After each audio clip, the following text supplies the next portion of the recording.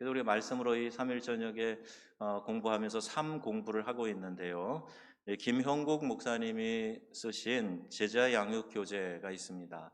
제법 두꺼워요. 그래서 550페이지 뭐 이렇게 넘어가는 책인데 뭐 그렇게 어려운 책 아니고요. 우리의 삶을 어떻게 풍성한 삶으로 이끌어갈 것인가 말씀을 통해서 배워나가는 그런 교재라고 보시면 되겠습니다.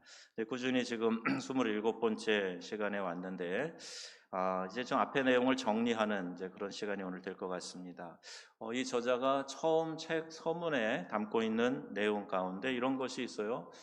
요한복음 10장 10절 말씀, 여러분 너무나 잘 아시는 말씀이죠. 예수님께서 내가 온 것은 양으로 생명을 얻고 더 풍성히 얻게 하려 함이라.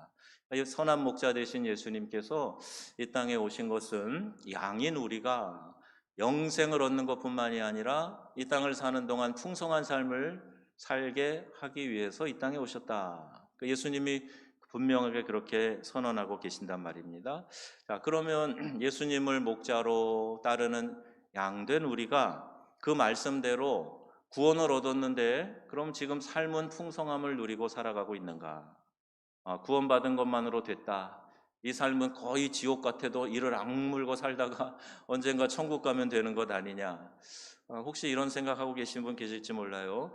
내 스스로 그렇게 선택하고 뭐 고난을 자처하고 하는 것이 아니라면 우리는 내 삶에 다가오는 여러 가지 고난의 문제 때문에 흔들리기도 하고 때로는 어떤 심한 회의 가운데 빠지기도 하고 신앙의 유익이 뭔가 하는 깊은 고민하는 그런 경우들도 생길 수 있다는 거예요. 요새 이제 신방을 좀 강화하자 이렇게 우리 또 교육자들 회의에서도 얘기하면서 이제 신방도 보고도 받고 이렇게 하는데요. 교인들하고 하는 얘기 다는 아니지만 그 중요한 이제 요점들은 이제 전달을 받습니다. 이제 그런데 보면은 이런 고민을 하고 있었구나, 이제 이런 게 참 힘들구나 하는 생각들을 하게 되는데 때로는 너무 신앙의 기초가 없어서 누구나 알고 이해하고 넘어설 수 있는 것까지 고민하면서 흔들리는 그런 성도들도 있더라 하는 것을 좀 보게 됩니다. 여러분, 예수님이 이런 말씀을 하셨는데 이 풍성함이라는 것은요 흘러 넘쳐나는 느낌이에요. 여러분 이제 충만 이렇게 얘기하고 뭐 이제 뭐 누르고 흔들어 넘치게 해달라는 그런 기도도 하시고 그러는데 충만은 그냥 요 정도 차 있는 게 아니라 막 흘러 넘치는 거를 이야기하는 것처럼 풍성함도 흘러 넘치는 그런 건데 반대로 우리의 삶이요 오히려 이 반대로 살아가는 삶이 참 많이 발견되어진다는 거예요. 풍성함보다는 아주 인색하고 너그럽기보다는 완고하고 다른 사람을 배려하는 넉넉함은 없고 오히려 자기중심적이고 이기적이고 자, 그러니까 이렇게 영성의 호수가 넓고 깊은 성도보다 마치 여러분 가뭄에 이 저수지 바닥이 드러나가지고 막 쫙쫙 갈라져 있는 것 같은 그런 모습 보시잖아요. 그런 영적 상태를 가지고 있는 성도들이 의외로 곳곳에 있다는 거예요. 그리고 왜 그리스도인들은 풍성한 삶을 약속하신 주님 말씀대로 누리며 살지 못하고 왜 그렇게 되었을까? 그리스도인들에게 허락된 풍성한 삶이란 도대체 무엇일까? 저는 이 질문을 책에서 던지고 시작하고 있어요. 그러니까 여러분 모두가 다 주님 안에서 풍성함을 누리시기를 축복합니다. 그런데 그것이 그냥 어느 순간 감정으로 느껴지고 또 사라지고 이러는 거 아니고요. 말씀에 기초해서 그 풍성함이 뭔지를 먼저 알아야 되겠죠. 그리고 알고 깨달은 그 풍성함을 내 삶에서 어떻게 누리고 살아갈 건가 구체적인 적용이 우리의 삶의 실천이 있어야 된다. 그래서 이제까지 간단한 복습을 좀 한번 해보려고 그러는데요. 먼저 풍성한 삶을 잘 살지 못하는 세 가지 이유가 있어요. 우리 도표를 한번 이제 보시면요. 이제 우리가 이걸 좀 늘 마음에 새기면서 우리 믿음 생활 했으면 좋겠습니다. 제게 직접 연결이 안 되니까 이걸 한번 눌러서 여러분 잘 한번 보시면 이렇게 목이 꺾일 것 같아서 가운데 내가 있고 그 나를 둘러싸고 누가 있어요? 그리스도 예수가 있고, 그리고 위로는 우리가 하나님을 섬기는데 하나님과의 관계 이렇게 돼 있죠. 예, 내가 그리스도를 통해서 하나님과의 관계를 누리는데 거기 두 가지가 있어요. 그러니까 같은 패턴으로 볼 테니까 앞에 한 번만 보세요. 안 보이나요? 안 보이죠?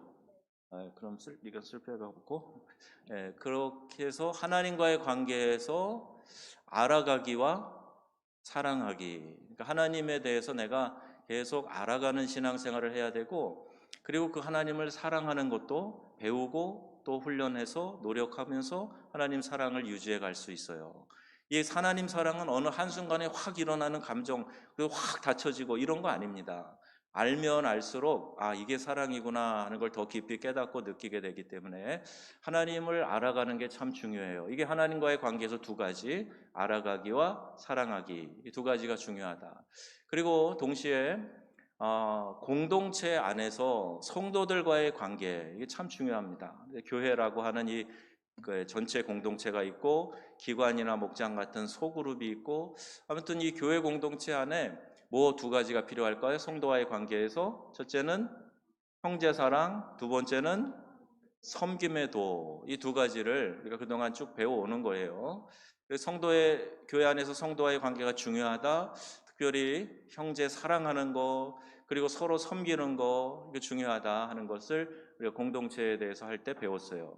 자, 이 두 가지에 대해서만 이야기가 하는 것이 아니라 또 두 가지 중요한 게 있는데, 내 자신과의 관계도 중요합니다. 여러분 신앙생활 할 때 내 자신과의 관계가 이게 좀 복잡해지고 얽혀 있고 관계가 원만하지 않고 이런 성도들도 더러 있거든요. 자기 자신과의 관계는 두 가지 또 중요한 요소가 있는데, 첫째는 자기 부인이에요. 예, 자기 부인, my wife가 아니고 자기를 부인하는 거예요. 자기를 부인하는 거예요. 나를 deny, 영어의 deny라고 해요. 나를 이제 내 자신을 그리스도와 함께 십자가에 못 박았다. 나는 죽었고 예수께서 사셨다. 이게 자기 부인의 아주 중요한 천명입니다. 그리고 내 자신을 신앙생활하는 데서 중요하게 생각해야 될 것은 두 가지 중에 하나, 성령 충만이에요. 우리와 함께 하시는 성령님이 늘 내 안에서 전적으로 나를 지배하고 다스리시는 그런 삶을 살아야 된다. 이 두 가지를 늘 점검해야 됩니다. 내가 부인되어져 있는가? 십자가 앞에서, 주님 앞에서. 그리고 나는 성령으로 늘 충만한가? 이걸 늘 점검하면서 신앙생활을 해야 온전한 그리스도인의 삶, 견고하고 풍성한 삶 살아갈 수 있다. 자, 또 하나 이제 이 세 가지가 여러분 많이 익숙한 분들도 계실 겁니다. 그런데 이 네 번째에 대해서 우리 한국교회가 이 시기에 정말 많이 노력을 기울이고 기도하면서 추구해야 될 것이에요. 원래는 이 네 개가 다 균형을 이루어야 되는데 이상하게 한국교회는 이 세 가지에, 특별히 두 가지, 하나님과 공동체는 많이 강조해 왔어요. 근데 내 자신에 대해서도 중요하다 하는 얘기를 이제 한 90년대부터 많이 하게 됐어요. 근데 이제 세상에 대해서 이 세상과의 관계 속에서 복음 전도, 그 다음에 세상 경영이라는 이 두 가지 중요한 요소가 있습니다. 그러니까 신앙은 이 세 개만, 이 세 분면만 있어도 부족한 거예요. 세상을 향해 나아가는 그런 신앙인이 되어야 힘있고 능력 있는 삶을 사는 거지, 하나님과의 관계, 교회 안에서만 요 수직 관계만 중요하게 생각하고 정작 내 자신은 소홀히 하고 세상에서 나의 역할은 등한시하고, 자, 이러면 신앙의 균형을 잃어버리게 된다는 겁니다. 자, 우리가 풍성한 삶을 누리지 못하는 세 가지 이유라는 타이틀로 세 가지 얘기를 했어요. 첫째, 예수님의 가르침을 있는 그대로 받아들이지 않았기 때문이다. 그러니까 결단하고 수용해야 하는데, 예수님의 가르침의 핵심이 바로 십자가 복음과 하나님 나라 아닙니까? 그런데 십자가 복음이 쉬운 게 아니에요. 내가 그리스도와 함께 십자가에 못 박혔다. 그러니까 내 부인이 철저히 일어나야 되고, 나는 죽고 예수님이 내 안에서 사셔서 나를 이끌어 가시고 또 천국 본향에서 주님 앞에 내가 심판대 앞에 서게 된다. 자, 이런 예수님의 가르침대로 철저히 살아가려고 하는 하나님 나라의 복음으로 살아가려고 하는 그런 마음이 없기 때문에, 그걸 결단하지 않기 때문에 우리가 풍성한 삶을 누리지 못한다. 김용의 선교사님 하시는 선교학교 이런 데 가면 철저하게 이 부분을 강조합니다. 나를 완전히 그냥 십자가에 못 박으라는 거예요. 그래야 내가 예수님의 가르침대로 따라 살 수 있지. 가만히 살려두잖아요. 그러면 언제든지 그냥 내 자신이 살아가라 꿈틀거리면서 신앙생활을 옳게 못한다는 겁니다. 두 번째는요, 이런 가르침을 제대로 배우고 익히지 않았기 때문이라는 거예요. 듣기는 들었는데 내 삶에 체화되지도 않았고 또 아예 구체적으로 배우지도 않은 분들도 있고, 그러니까 어떤 것이 좋은 신앙생활인지를 잘 모르는 분들이 있어요. 그래서 예수님은 제자들을 하나님의 사람으로 키우셨는데 오늘날 교회는 이 훈련에 집중하지 않고 있다. 그래서 풍성한 삶을 살지 못한다는 거예요. 세 번째는 이 균형 있는 삶을 잃어버렸기 때문이다. 삶으로 실천해야 된다. 아까 네 분면 보신 것처럼 이 균형을 가지면서 기도 생활, 예배 생활, 교회 생활, 이것도 중요하고 하나님과의 관계 맺는 거죠. 근데 거기에 익숙한데 세상에서 어떻게 복음을 전해야 할지 모르고 세상에서 어떻게 한 그리스도인으로 내가 살아가야 되는가에 대해서 익숙하지 않으니까 교회 생활과 또 이 바깥에서의 생활이 너무 다른 거예요. 그러니까 능력 없는 그런 모습, 패배자의 모습, 늘 지치고 상한 모습, 상처받는 모습, 이걸 벗어나지 못하는 거죠. 내가 여기서 잘 훈련받아서 말씀을 들고 세상에 나아가서 어떻게 나를 보호하고 어떻게 다른 사람을 인도해 갈까에 대해서 훈련하는 것들이 부족해서 균형 있는 삶을 잃어버리게 되었다. 그래서 일과에서 그리스도 안에 있는 새로운 피조물인 나, 그럼 제목 생각나시죠? 여기서 그리스도인이 된다는 것의 의미도 말씀드렸는데, 그리스도인이 뭐냐? 영어의 크리스찬, 그리스도를 따르는 사람들, 뭐 이런 뜻인데, 그리스도인이 된다는 게 뭐냐? 자, 이런 고백이 있는 것을 전제하는 거예요. 첫째는 하나님은 나의 주인이시다. 이 고백이 그리스도인이 된다는 첫 번째 고백이고, 두 번째, 인간은 죄인이다. 내일 새벽에 이제 다윗이 철저히 자기 죄를 고백하는 그 본문이 나오는데요. 시편에 인간의 이 죄성, 이걸 특별히 나의 죄성을 하나님 앞에 철저히 드러내고 깨닫고 뉘우치고 회개하는 것. 자, 이게 이제 그리스도인이 된다는 중요한 의미예요. 또 예수님께서 그 죄를 지시고 나를 대신해서 죽어 주셨다. 그 대속이라 그러죠. 대속의 죽음을 죽어 주셨다. 자, 이것을 깨닫고 믿는 겁니다. 또 하나는 예수님을 주인으로 영접하여 예수님의 주권을 인정하며 살아가는 거, 이게 그리스도인이 되었다는 뜻이에요. 여러분, 예수 믿고 내 그리스도인 되었습니다 하는 뜻으로 세례 받았는데, 다 세례 받으신 분들 대부분이실 텐데, 여러분 세례 받았으면 나는 이와 같은 네 가지 의미를 다 고백했고 받아들였고 이렇게 살기로 작정한 사람들이란 말입니다. 여러분, 이것이 그냥 특별히 어디서 나온 얘기가 아니라 기본적인 거예요. 하나님은 주인이시고 나는 죄인이고 예수님이 내 죄를 대신 지시고 돌아가셨고, 그래서 예수님은 나의 삶의 주인이시고 내 영혼의 주인이시고 궁극적으로 나의 구원자이시고 심판주 되신다. 여러분, 이 사실을 확실히 믿으시기를 바랍니다. 이 믿음이 흔들리지 않으면, 여러분 성도의 견인이라는 이 종교 개혁자들의 교리도 들어보셨겠지만 하나님이 우리를 천국으로 인도해 가시는데 문제가 없어요. 자, 그런데 이제 더 풍성한 삶을 이 땅에서 살기 위해서 그리스도 안에서 이루어진 일이 뭐냐 하는 것도 우리가 몇 시간에 거쳐서 이야기를 했는데, 하나님이 그리스도 안에서 나를 받아들이셨다. 하나님이 나를 받아들여 주셨다 하는 거고, 그리고 나는 그리스도 안에서 어떤 존재예요? 특별한 존재다. 이걸 깨닫는 겁니다. 오늘 이제 베드로전서 2장에도 말씀 나오지만 택하신 족속, 왕 같은 제사장, 그의 소유된 백성, 하나님이 우리를 특별한 존재로 만들어 주신 거예요. 원래 우리의 신분을 회복시켜 주신 거예요. 그러니까 예수 믿은 것을 통해서 여러분, 거지가 왕자 되는 그 동화에 있는 것처럼, 소설에 있는 것처럼 우리의 신분이 확 바뀌었어요. 그래서 하나님의 귀한 자녀 되었고 구원받은 하나님의 백성 되었고, 하나님이 택하고 인도하시는 하나님의 소유된 자들이다. 자, 이렇게 그리스도 안에서 놀라운 일이 이루어졌다는 겁니다. 그리고 나는 그리스도 안에서 새로운 가족 공동체에 속하게 되었다. 하나님 나라의 가족 공동체에 들어오게 되었다. 자, 이것을 우리가 말씀을 통해서 함께 나누어 봤습니다. 자, 이과에서 그리스도를 통해서 하나님과 맺은 인격적인 관계에 대해서 우리가 공부했는데요. 많은 그리스도인들이 하나님의 놀라운 축복이 있는데도 그것을 누리지 못하는 이유가 뭐냐? 믿음으로 가르치는 이 믿음의 원리, 또 삶의 원리, 이것들을 그냥 듣기는 들었는데 내 삶에 철저히 훈련하지 않는 데서 이런 문제가 생깁니다. 여러분 이제 교회가 막 많은 간증이 있고 변화가 있고 이런 데 보시면 대부분 철저한 소그룹 제자 훈련이 있어요. 그러니까 선배들이 또 이끄는 뭐 이름은 다르겠지만 이끄는 목자와 같은 이런 분들이 철저하게 훈련을 시킵니다. 그러니까 바른 말씀 적용의 삶을 살도록 하니까 거기에 변화가 일어나고 놀라운 간증이 일어나는 거예요. 요새 학생 운동이 좀 많이 시들해졌지만 80년대 대학가에서 CCC를 비롯한 내비게이토나 YM이나 이런 이제 여러 학생 선교 단체들을 보면은요, 거기에 리더들이 아주 철저하게 훈련을 시켜요. 말씀 묵상, 그리고 말씀 적용하는 삶, 여기에 대해서 아주 철저히 훈련시키니까 그냥 신앙이 아주 그냥 어린 나이지만 쑥쑥 성장하는 그런 모습을 보게 되죠. 교회도 마찬가지입니다.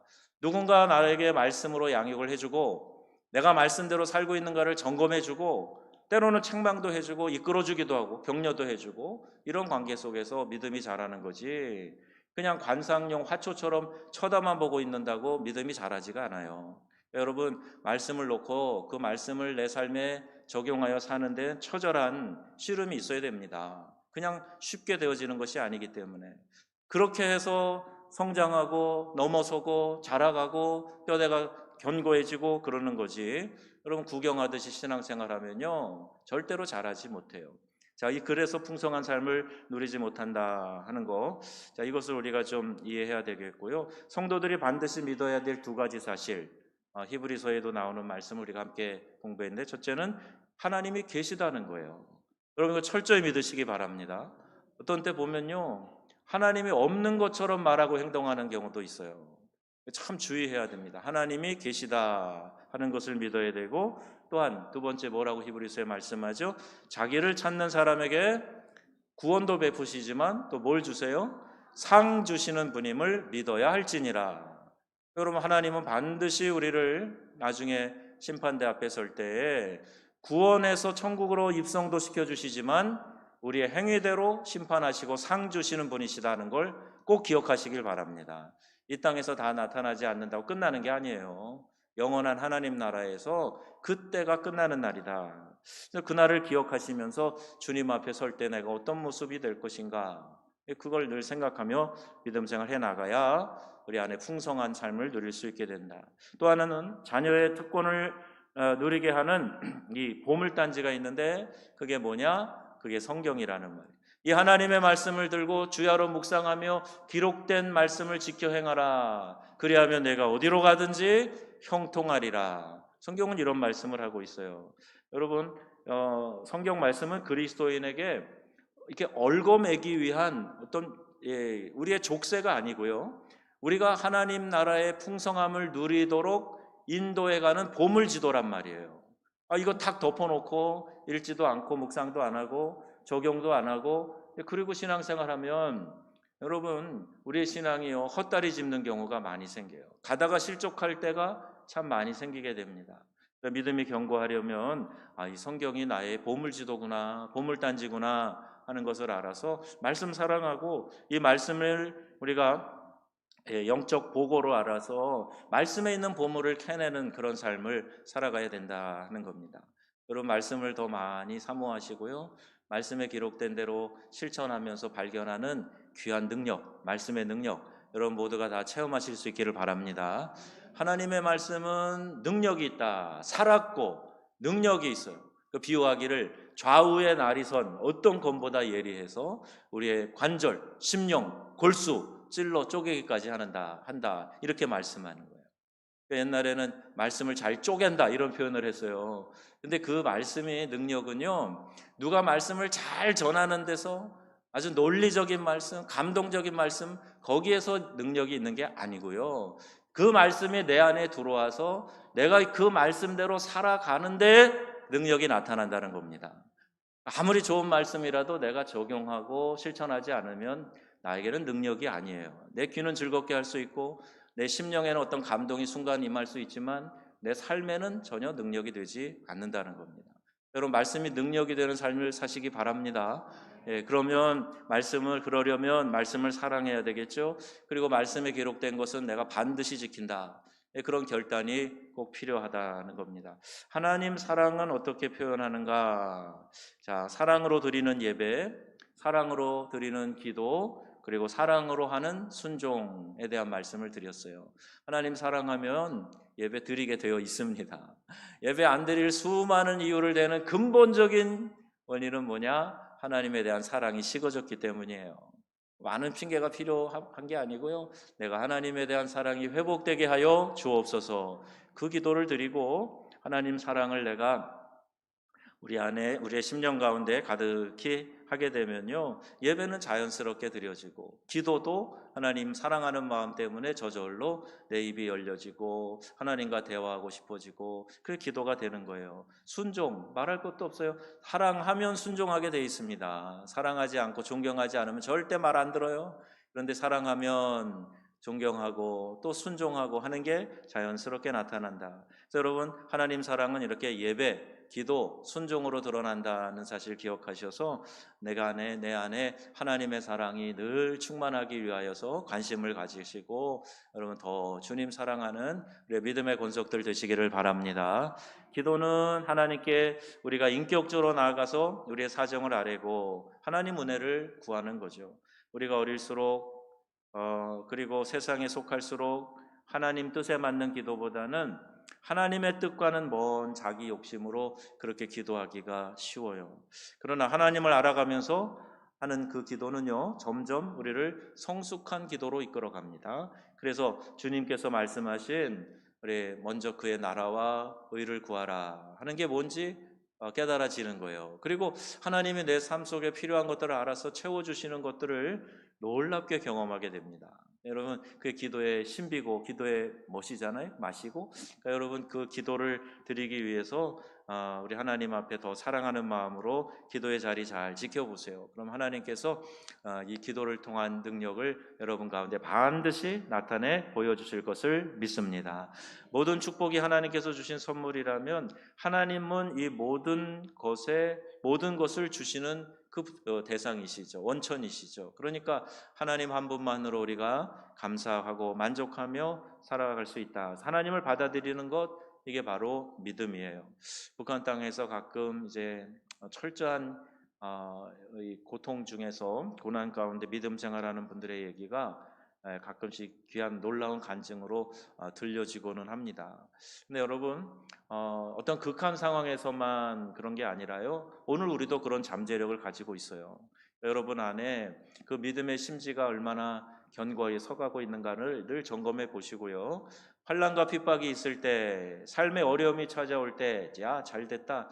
이게 바로 이때야 바로 내가 이 믿음의 심지를 더 견고히 하고 그것을 하나님 앞에 보여드릴 때다. 이렇게 생각하시면 됩니다. 예수 믿는데 왜 나에게 환난이 와요? 이건 믿음의 초보 단계에서 하는 고민이고요. 여러분이 이제 신앙이 자라가면서 어려운 문제가 닥칠 때 하나님께서 나를 더 견고하게 하시려고, 나에게 더 큰 은혜를 부어주시려고 나를 지금 연단하시고 내 그릇을 빚어가시는 과정이다 하는 생각을 여러분 꼭 하셔야 됩니다. 그래서 기도의 자리에, 예배의 자리에, 주님 사랑하는 일에 더 열심을 내셔서 이 믿음의 놀라운 능력을 체험하실 수 있게 되기를 바랍니다. 자, 이제 3과에서는 그리스도를 의지한 자기 사랑에 대한 말씀이 나오는데요. 자기 사랑의 기초, 첫째, 예수님이 이루어 주신 사실을 받아들인 거다 그랬고요. 자신이 하나님과의 원수되었다는 사실, 죄인이었다는 사실, 이것을 지각할수록 하나님의 은혜가 깊어진다. 내가 정말 죄인의 괴수입니다 라고 고백했던 바울이 하나님의 은혜와 사랑에 철저히 꼬꾸라지는 것처럼, 여러분, 내가 죄인입니다 하는 이 중심의 고백을 통해서 하나님이 나를 용서해 주셨다라고 하는 이 사실을 감격스럽게 경험하게 된다는 거예요. 여러분, 기도할 때요, 자꾸 내 의를 드러내려고 하지 마시고 내가 얼마나 철저한 죄인인가 하는 것을 깨달으실 수 있기를 바랍니다. 내일 새벽에도 그 말씀인데요, 다윗이 그렇게 고백하였기 때문에 그가 하나님의 사람으로 끝까지 남을 수 있었던 거예요. 그가 실수가 없었나요? 죄가 없었나요? 있었죠. 그러나 그 죄를 가지고 하나님 앞에 깨닫고 나아가고, 특별히 나단 선지자가 하나님의 명에 따라 그 죄를 지적할 때 그 앞에 꼬꾸라져서 하나님 앞에 참회하고 눈물이 침상을 적실 만큼 그렇게 통곡하며 늘 하나님 앞에서 그 죄를 드러내면서 기도했던 사람이었어요. 변화된 신분에 걸맞는 삶으로 성령께서 이끄시기 때문에 그 이끄시는 성령님에게 순종해야 된다. 자, 이것이 이제 그리스도를 의지한 자기 사랑에 대해서 말씀을 드렸던 겁니다. 또 사과에서 그리스도의 다스림 아래에서 살아가는 공동체, 이 공동체에 대한 말씀 드리게 되었는데요.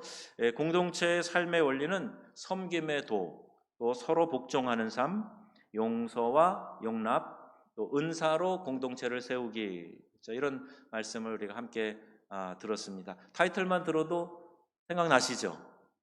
끄떡끄떡 하는 분이 꽤 많으신데, 그렇게 여러분 공동체를 세워가야 된다. 하나님이 우리를 다스려 가시는 과정에서는요, 이러한 이끄심이 꼭 있어요. 공동체 안에 나타나는 이런 놀라운 역사들, 섬김의 도, 서로 복종하는 삶, 용서와 용납, 그리고 여러 다양한 은사를 교회 안에서 함께 실현하면서 채워가는 그 아름다움, 이런 모습들이 교회 공동체 안에 있게 됩니다.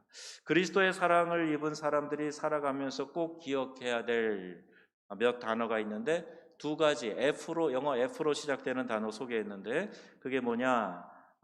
그분이 우리 죄를 용서하셨듯이 다른 이의 잘못을 용서하고, forgive라고 했어요. 용서하고, 그리고 그분이 우리를 용납하셨듯이 우리가 다른 이와 다른 부분을, 나와 다른 부분을 어떻게 하라? forbear, 용납하라. 그래서 용서와 용납, 이 두 단어에 대해서 핵심적으로 이야기 드렸습니다.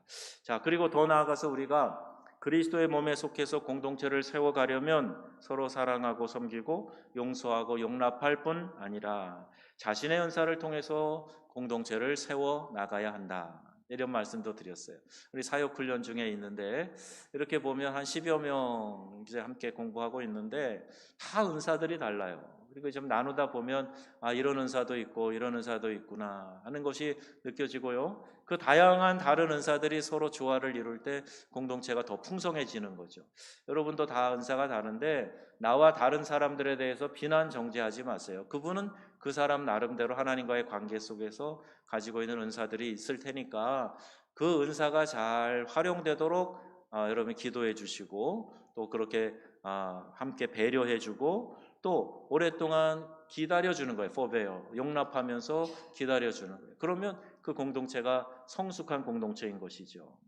자, 이제 이렇게 서로 세워가는 공동체, 꿈을 이루어가는 공동체에 대한 말씀을 나눴습니다. 근데 모든 공동체에는 하나님이 주신 꿈이 있다 그랬어요. 그걸 비전이라고 이야기를 했는데 하나님의 꿈을 이루어드리는 공동체가 되어야 된다. 그래서 우리 공동체는 내가 하고 싶은 것, 몇몇 키퍼슨들이 내가 하고 싶은 대로 교회를 이끌어가고 그러는 게 아닙니다. 하나님의 꿈이 우리 교회에는 어떻게 나타나는가? 자, 이것을 구해야 되고 하나님의 꿈을 이루어드리는 교회 공동체가 되게 하여 주옵소서. 이 기도를 늘 드려야 되고 그 길로 나가야 되죠. 베드로전서 2장 9절에 오늘 읽은 이 말씀에도 이는 너희를 어두운 데서 불러내어 그의 기이한 빛에 들어가게 하시니에 아름다운 덕을 선포하게 하려 하심이라. 여러분, 교회의 본질적인 사명은 복음 선포에 있습니다.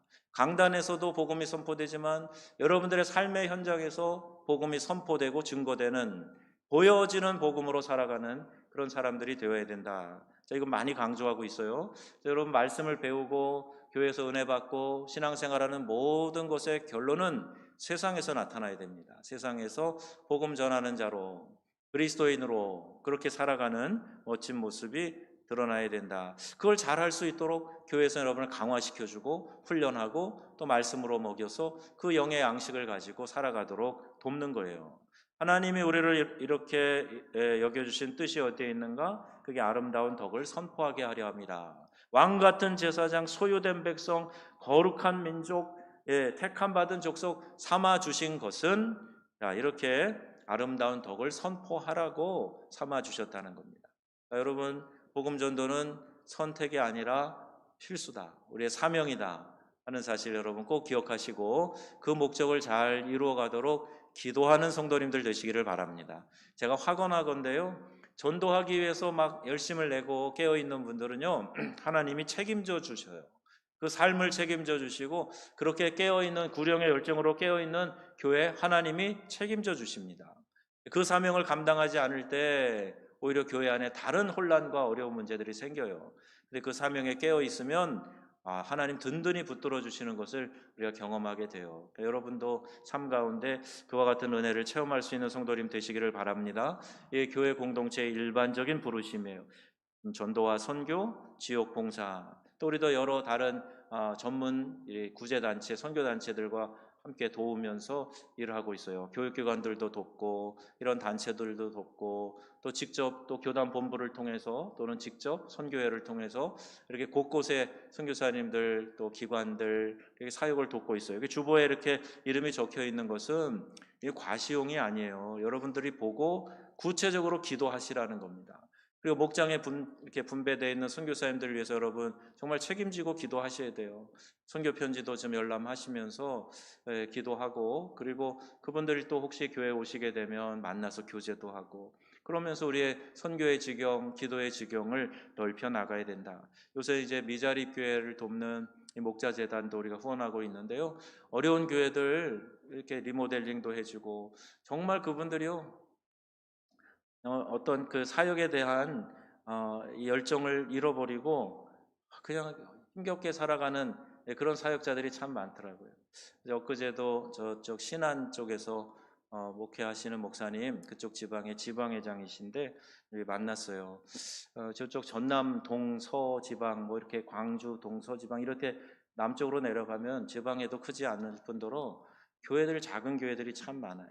그분에게 물어보니까 교회가 한 70여 개 되는데요. 70여 개가 되는데 그 중에서 이제 47개인가 5개인가 교회가 이제 1년 경상비가 한 2, 3천만 원 되는 그런 교회인 거예요. 그러니까 다 미자립 교회, 그러니까 우리가 이렇게 행정적으로 얘기하는 미자립 교회 수준에 있어요. 그리고 그것도 문제지만 그 지금 농촌, 어촌 교회의 교인 분포를 보면 65세 이상 된 시니어 어르신들이요 87%를 차지한다는 거예요. 제가 이제 어저께 그 책을 두세 권 읽으면서 지금 정리를 시니어 사역에 대한 이제 접촉을 찾고 교회에서 시작을 하려고 공부를 하고 있는데 87%가 돼요. 65세 이상.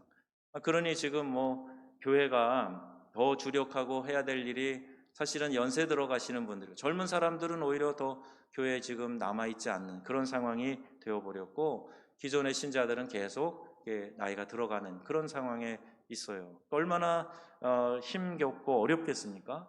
근데 그런 상황에서 기쁨으로 또 격려받으며 끝까지 사역을 놓지 않고 감당할 수 있도록 우리 교회가 또 기도해주고 돕는 일 굉장히 중요한 일이에요. 요양시설, 병원, 그리고 교도소나 또는 군부대 방문하는 일들 이런 일들도 우리가 꾸준히 해야 될 일이지 이 교회가 어쩌다 하는 이벤트가 아니란 말이죠. 자, 5가에서 그리스도와 함께하는 세상살이에 대해서 우리가 배웠습니다.